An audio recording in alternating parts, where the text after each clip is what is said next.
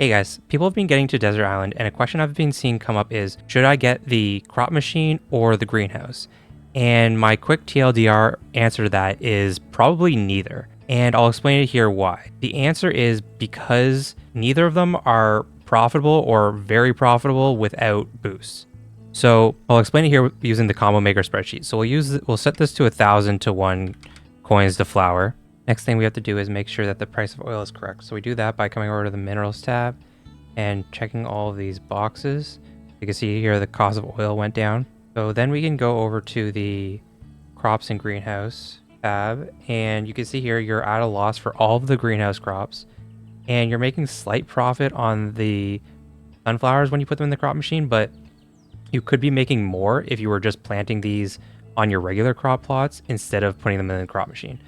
Anyways, we'll grab some skills for the greenhouse first, and we'll see how much profit or loss there is. We'll come over to skills, and the greenhouse skills are over here. So we'll take the first 3 skills, increase crops, reduce growth time, and reduce seed cost. And then for the purpose of this, we'll take all the reduced times on the crops. We'll take all 3, but in reality, you would just take whichever crop you're growing. So like if you're growing grapes, you would take vine velocity. If you're growing olives, you would take olive express. And then we will also take Slick Saver for reduced oil usage, and we'll take Greenhouse Gamble for more crops. Let's go back over to the crop tab, and you can see here that you're making a tiny bit of profit on grapes, and you're still losing money on rice and olives. So let's say you're just focusing on grapes because it seems to be the best one. So we'll untake these skills. That's 11 points for like a tiny amount of profit on grapes. Obviously, these prices change over time, and the amounts change over time, but it could go down more. We could also take oil extraction here in the machinery tab to get better value on the oil. And then you're making slightly more profit, but still not a lot. So now we will focus on the crop machine. And all the crops in the crop machine are basic and medium skills.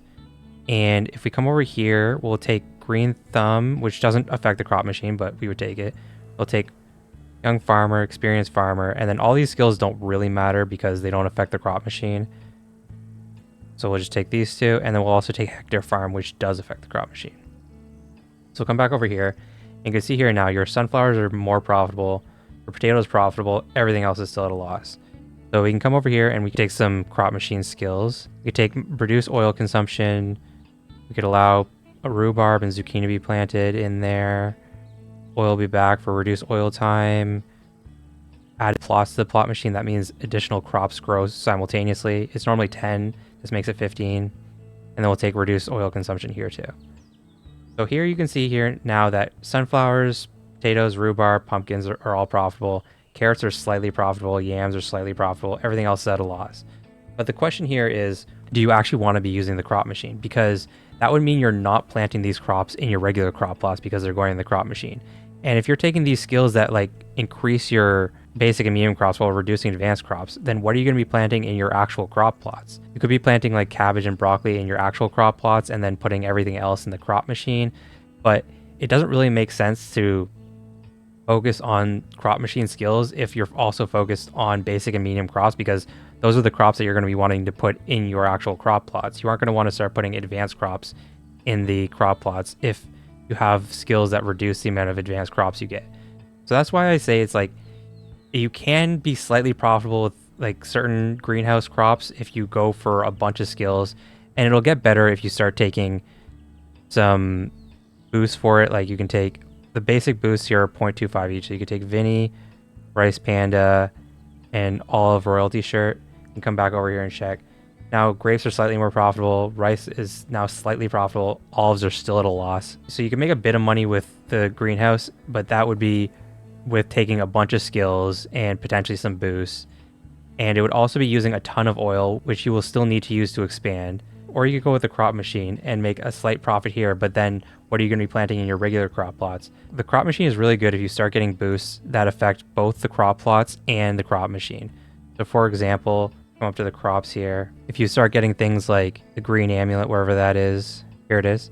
Or if you start getting things like the scarecrow, which would affect crops in the regular plot. But then if you're doing this, you want to be like focusing on advanced crops in your regular plots and putting basic crops in the crop machine. So My advice is to probably get neither of these because you aren't going to make a lot of profit with either of them. And if you do start making profit with them, it's either going to take a bunch of skills or a bunch of boosts to go along with it. You're probably better off just continuing to expand your farm and level up your bumpkin and trying to get to a point where you don't really need oil anymore.